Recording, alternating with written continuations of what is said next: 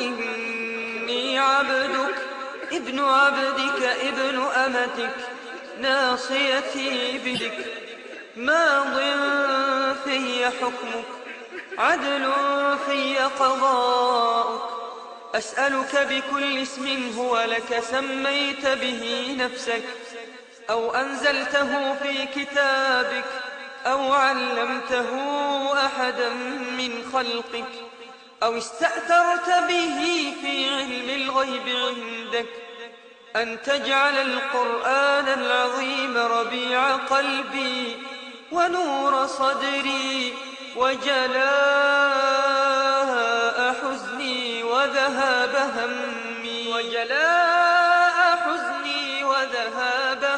كان الرسول صلى الله عليه وسلم يكثر من هذا الدعاء.